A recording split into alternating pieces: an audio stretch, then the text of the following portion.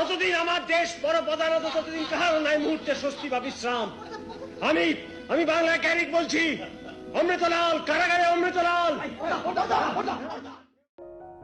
বিশ্বখ্যাত নাট্য ব্যক্তিত্ব রিচার্ড শেখনার সম্পাদিত পত্রিকা দ্য ড্রামা রিভিউ পৃথিবীর শ্রেষ্ঠ নাট্য পরিচালকদের মধ্যে অন্যতম বলে মান্যতা দিয়েছিল তাঁকে। যদিও নিজের সম্পর্কে তিনি বলতেন, আমি শিল্পী নই, নাট্যকার বা অন্য যে কোনো আখ্যা লোকে আমাকে দিতে পারে, তবে আমি মনে করি আমি প্রোপাগ্যান্ডিস্ট, এটাই আমার মূল পরিচয়। মানুষটির নাম উৎপল দত্ত। তিনি একাধারে অভিনেতা, নাট্য নির্দেশক, নাট্যকার, লেখক এবং সর্বোপরি একজন সমাজ সচেতন শিল্পী। তার রচিত মৌলিক, পূর্ণাঙ্গ ও একাঙ্ক নাটক, অনুবাদ নাট্য, যাত্রাপালা ও পথনাটকের সংখ্যা শতাধিক। অভিনয় করেছেন বহু কালোত্তীর্ণ চলচ্চিত্রেও। পুরো নাম উৎপল রঞ্জন দত্ত। ভালো কথা, বৈজ্ঞানিক কই দেখি না যে তারে। তিনি গবেষণাগারে মহারাজ। কেন? তার এমন কি কাজ?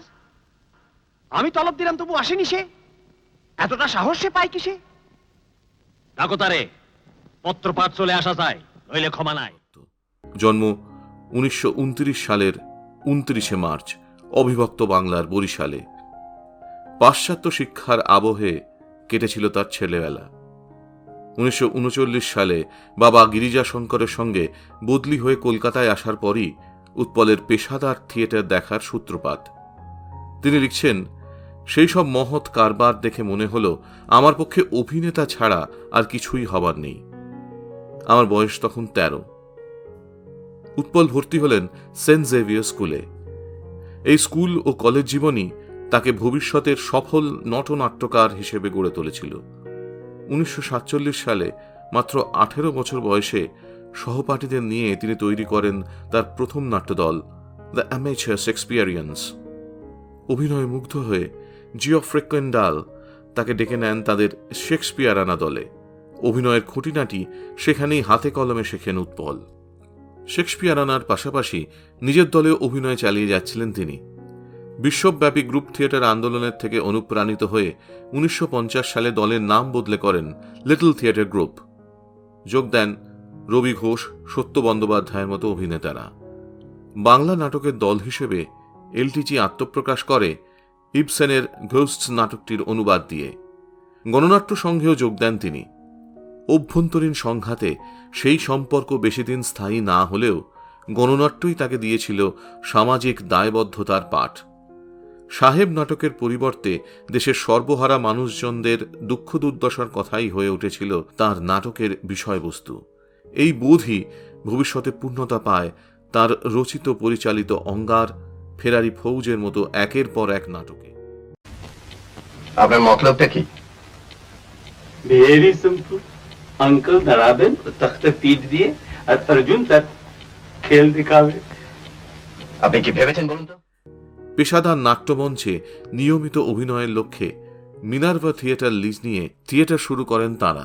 46-এর নৌবিদ্রোহ ও তৎকালীন রাজনীতিকে কেন্দ্র করে 1965 সালে তার নাটক কল্লোল যে গণজাগরণ সৃষ্টি করে তা আজও নজিরবিহীন। নাটকের বিরুদ্ধে নেমে আসে সরকারি কোপ, বিজ্ঞাপন ছাপা বন্ধ করে দেয় প্রায় সব সংবাদপত্র। 1965 সালের 23শে সেপ্টেম্বর ভারত রক্ষা আইনে গ্রেপ্তার হন উৎপল। 7 মাস পর জেল মুক্তি ঘটলে আয়োজিত হয়েছিল কল্লোল বিজয় উৎসব। রাজনৈতিক মতাদর্শগত কারণে অন্য ধারার পেশাদার থিয়েটারে ইতি ঘটিয়ে এলটিজি ও মিনার্ভা ছেড়ে বেরিয়ে আসেন তিনি। প্রতিষ্ঠা করেন বিবেক নাট্য সমাজ বা পিপলস লিটল থিয়েটার, যা পিএলটি নামে পরিচিত হয়। 1971 সালের 12ই অক্টোবর অভিনীত হয় প্রথম নাটক টিনের তলোয়ার। রাজনৈতিক নাটকের শ্রেণী, ইতিহাস ও মধ্যবিত্ত সমাজ চেতনার এক অপূর্ব মিশেল তাকে অন্যভাবে পরিচিত করে তোলে নাটকের অঙ্গনে। প্রযোজনা করেন সূর্য শিকার, ব্যারিকেড, টোটা, তিতুমির, স্তালিন 1934, লাল দুর্গ, জনতার আফিমের মতো বহু কালজয়ী নাটক। হেনরি, আমি খবর পেয়ে দেখা করতে এলাম। আমি সিভিল মিলিটারি হাসপাতালে সব ব্যবস্থা করেছি, তোমাকে আজই নিয়ে যাব। বড় দেরি করে ফেলেছেন রাজা। এখন হাসপাতালে গেলে লাভ হবে শুধু আপনার। শুধু চার দেওয়ালের থিয়েটারেই আটকে থাকেননি, গণমানুষের কাছে পৌঁছতে পা রাখেন যাত্রামঞ্চেও। রাইফেল পালায় পেশাদার পালাকার ও পরিচালক হিসেবে তার আত্মপ্রকাশ। দীর্ঘ 2 দশক ধরে বহু যাত্রাপালা ও পথনাটকে অভিনেতা পরিচালক হিসেবে উজ্জ্বল স্বাক্ষর রেখেছেন তিনি। মধু বসুর মাইকেল ছবির মাধ্যমে তার চলচ্চিত্র জীবনের সূচনা। অভিনয় করেছেন অজয় কর, তরুণ মজুমদার, তপন সিংহ, ঋষিকেশ মুখোপাধ্যায়ের মতো পরিচালকদের অসংখ্য ছবিতে।